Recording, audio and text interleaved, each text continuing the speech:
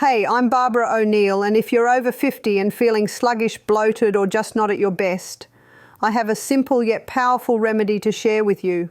It's something as basic as Celtic salt and lemon water, but trust me, the benefits for your gut health and energy are incredible.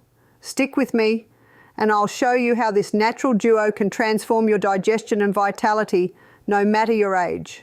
And as a special thank you for joining me today, we're giving away 100 free copies of my best-selling book to subscribers. So, if you haven't already, make sure to hit that subscribe button and leave a comment about why you want to win my best-selling book. Another problem, we're told, is salt. Yeah? We've got to stop the salt. So let me give you the salt story. Seawater. Seawater is the highest concentration of sodium, and it contains 92 minerals.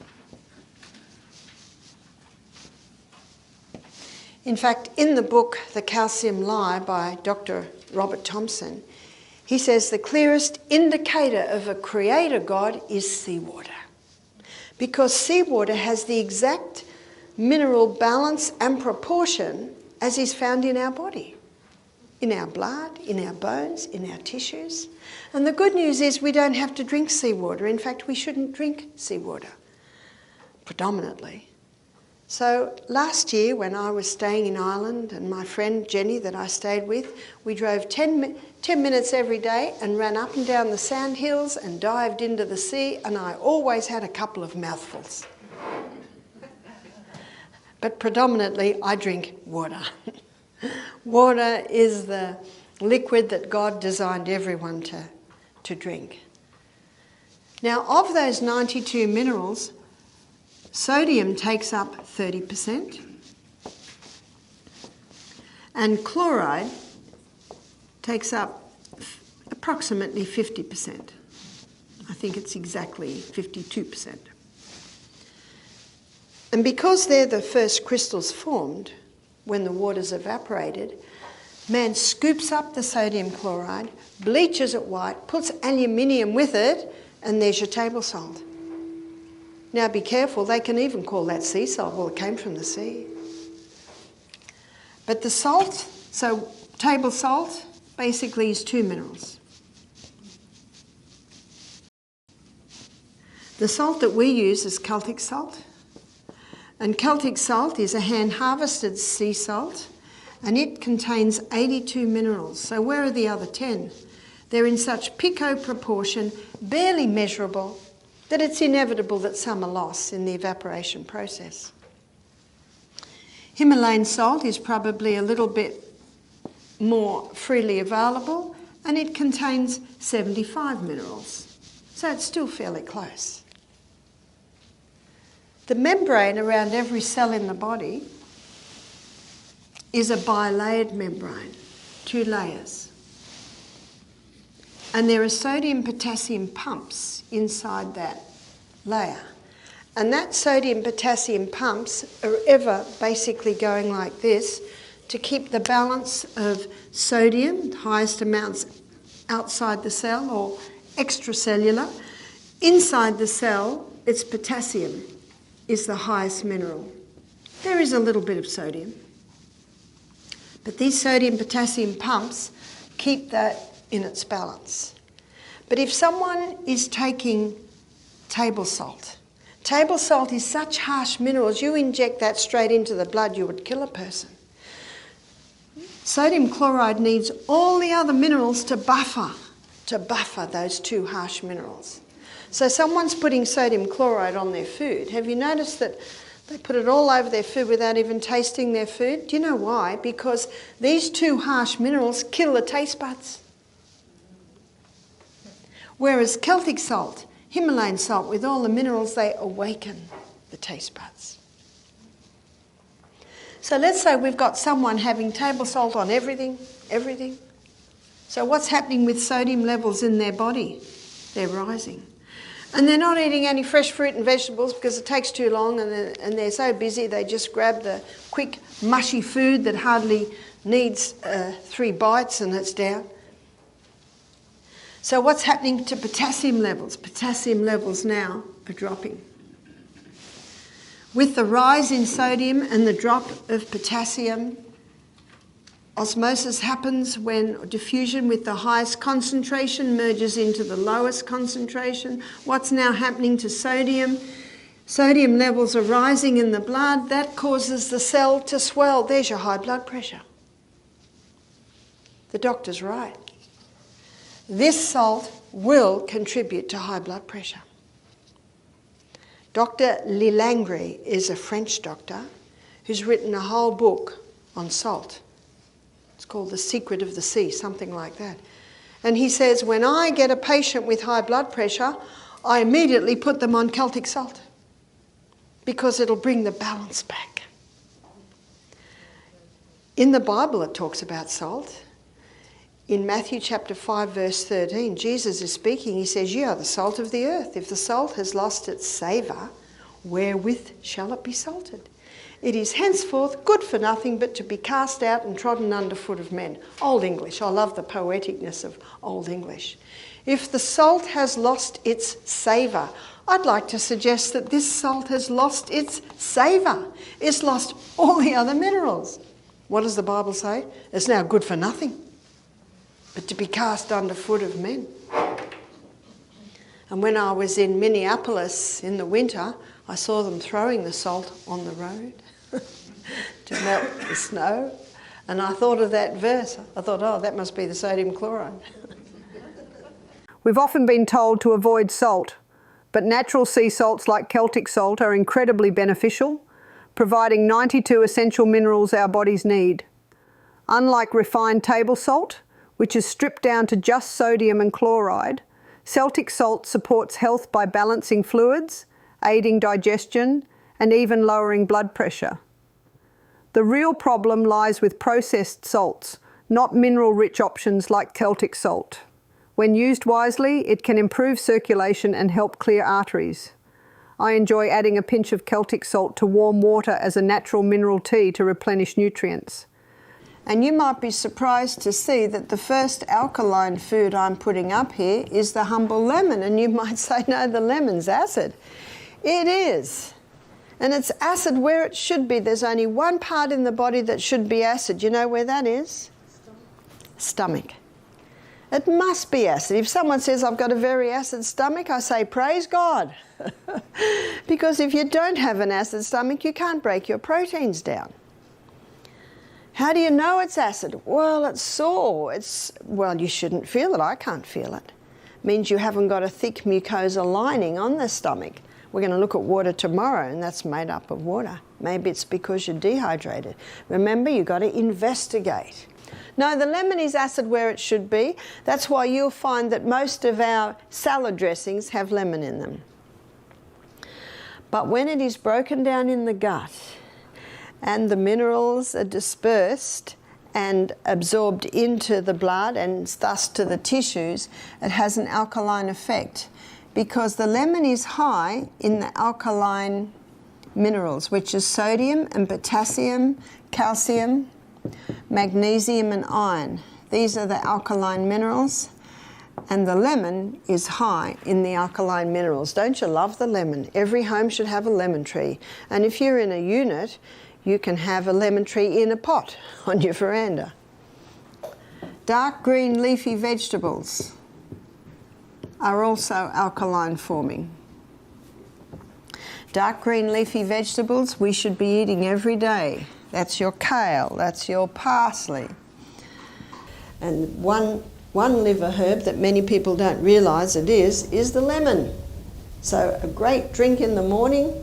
Remember, you wake up, have your water, have another bit of water, and then when you come near the kitchen, have the kettle boiled and put juice of a lemon in some water with a little bit of boiling water on top and have a warm lemon drink. Fantastic liver tonic early in the morning.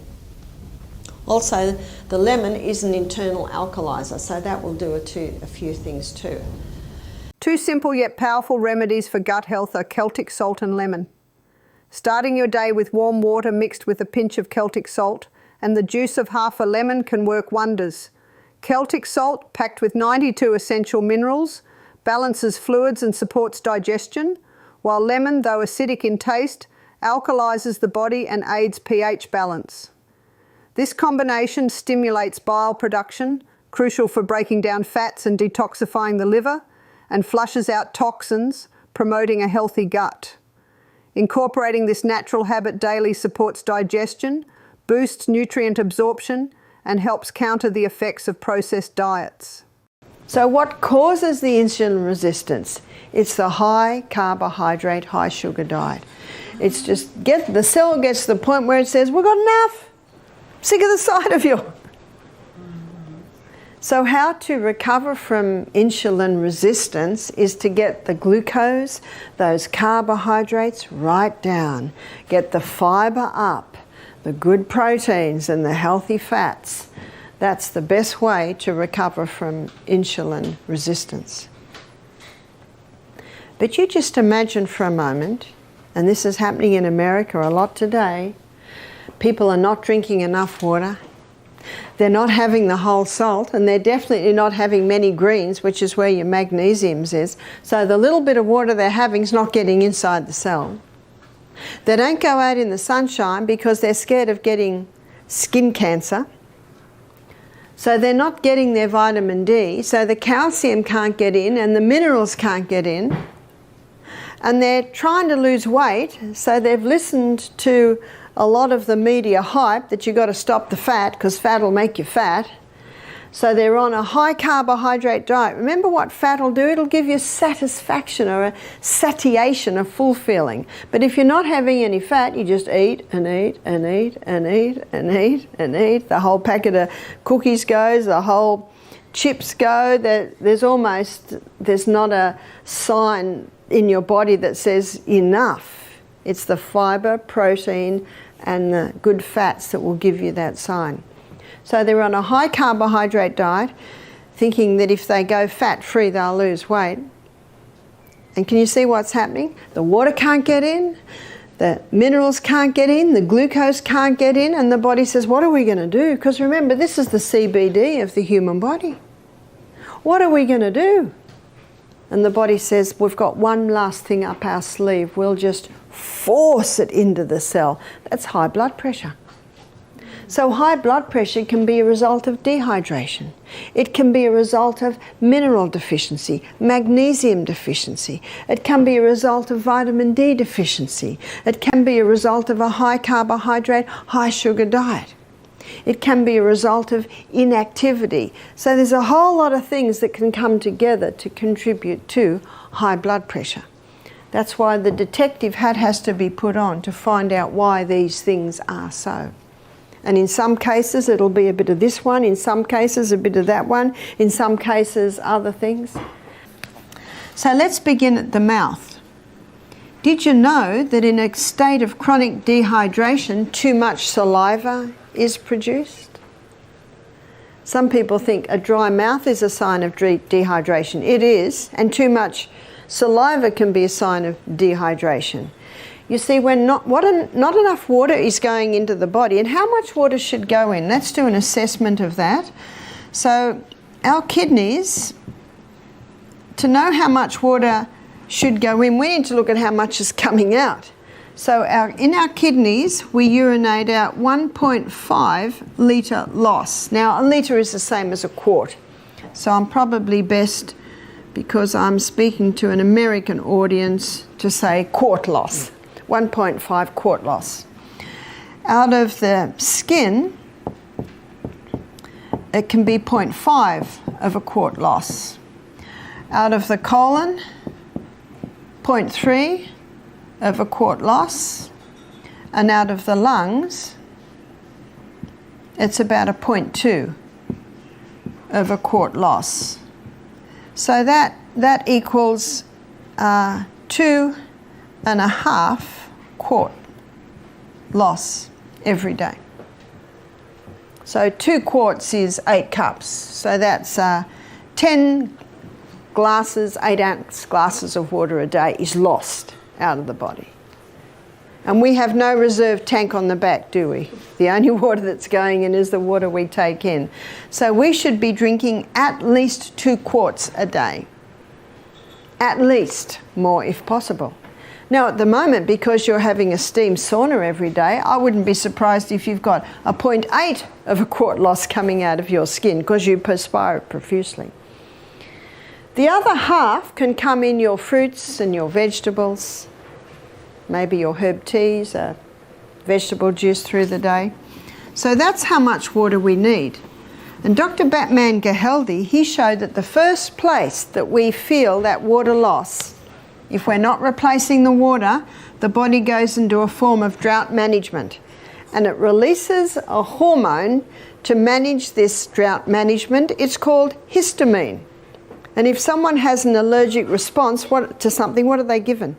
Antihistamines. You know the best antihistamine is just water. So the first place that water is taken from to try and maintain full blood volume in the veins and arteries is the lining of the stomach. We have a thick mucosal wall lining the stomach, and so now we've got a very thin mucosal wall. Now in that mucosal wall there's sodium bicarbonate, and the sodium bicarbonate is in the mucosal wall to neutralise any stomach acid that might try and get through, and basically protect against stomach ulcers. So what is a stomach ulcer? It's basically a breakdown of the tissues. Incorporating Celtic salt and lemon into my daily routine has transformed my gut health. Celtic salt, with its 92 essential minerals, helps balance electrolytes, support digestion, and enhance nutrient absorption. Paired with the alkalizing properties of lemon, this duo stimulates bile production, crucial for breaking down fats and detoxifying the liver. A morning drink of warm water with a pinch of Celtic salt and lemon juice not only promotes gut health, but also helps flush out toxins, improve metabolism, and support pH balance. This simple, natural habit has been a game changer for digestion and overall well-being. The doctor is right. Table salt will contribute to high blood pressure. There's a French doctor named Dr. Lelangre, and he's written a whole book on salt. He said, when people come to me with high blood pressure, I put them on Celtic salt. Why does he put them on Celtic salt? Because Celtic salt contains 82 minerals. It's a hand-harvested sea salt. So the minerals are in the Celtic salt in their balanced form.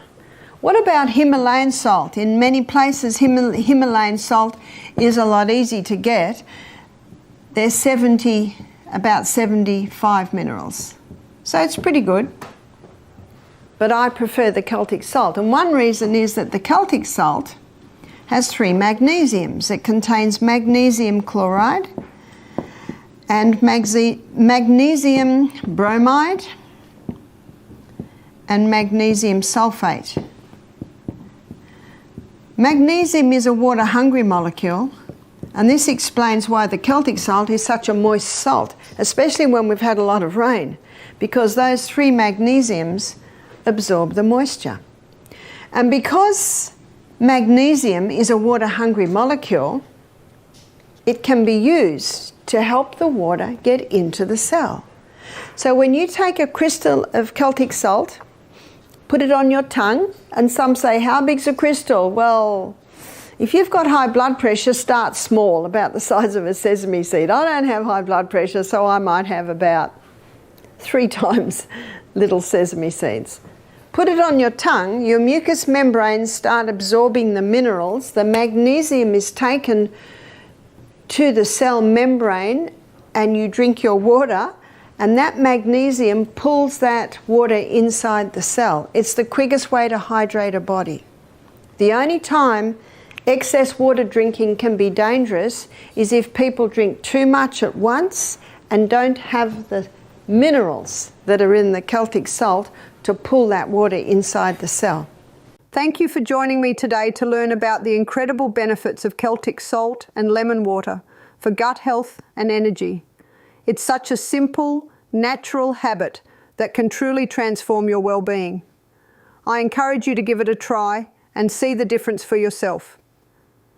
If you found this information helpful, please like, share, and leave a comment below. I'd love to hear your thoughts. Don't forget to subscribe for more health tips and insights. Stay healthy.